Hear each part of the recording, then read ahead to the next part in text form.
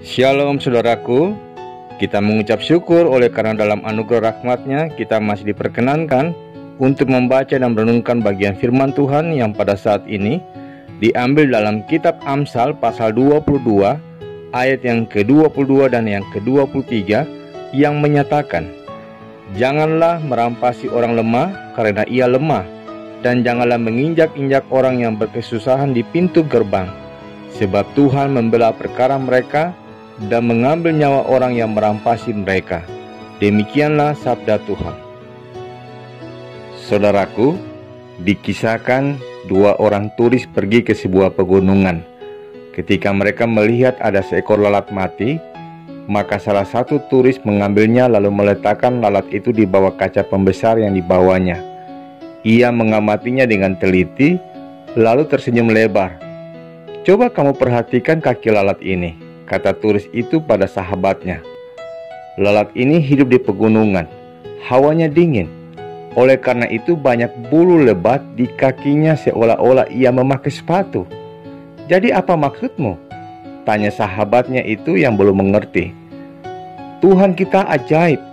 Ia memperlengkapi setiap ciptaannya sesuai dengan kebutuhannya masing-masing. Saya pernah memeriksa kaki lalat yang hidup di dataran rendah. Kakinya sama sekali tidak berbulu. Ia tidak memerlukan sepatu karena udara di sana panas," kata turis tersebut. Saudaraku, fakta tentang kaki lalat pegunungan yang bersepatu mengingatkan kita betapa Tuhan telah memperlengkapi makhluk ciptaannya sedemikian rupa supaya bisa menjalani kehidupannya dengan baik.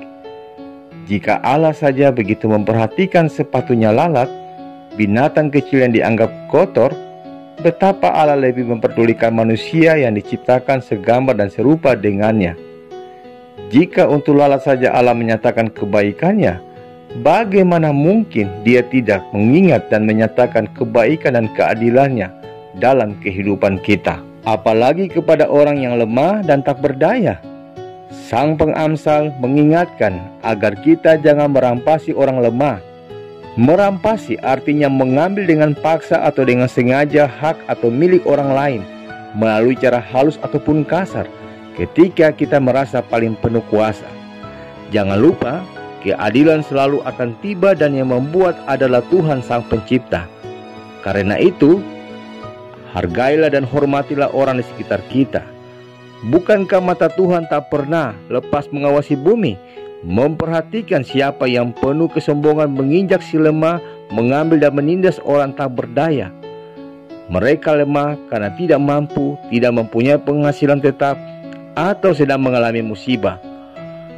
Orang yang sedang mengalami kesulitan, saudaraku, biasanya merepotkan orang lain karena tidak memiliki solusi selain menggantungkan hidupnya pada orang lain. Ia akan menadakan tangannya, meminta terus untuk menyambung hidupnya. Bukankah sikap ini sangat merepotkan orang lain? Lalu apa yang harus kita lakukan untuk mereka? Bukankah mereka juga saudara kita? Amsal pun mengingatkan bahwa Tuhan berada di pihak yang lemah, kecil dan tidak berdaya. Nantinya Tuhan sendiri yang akan membela mereka yang diperlakukan tidak adil dan ditindas oleh orang yang lebih besar daripada mereka. Maka dengan keras Amsal menyatakan bahwa Tuhan akan mengambil nyawa mereka yang menindas orang lemah. Tuhan akan menyatakan hukumannya termasuk sampai pada kematian. Tuhan ingin semua orang hidup saling menolong dan bukan menindas, saling mengasihi dan bukan merampasi.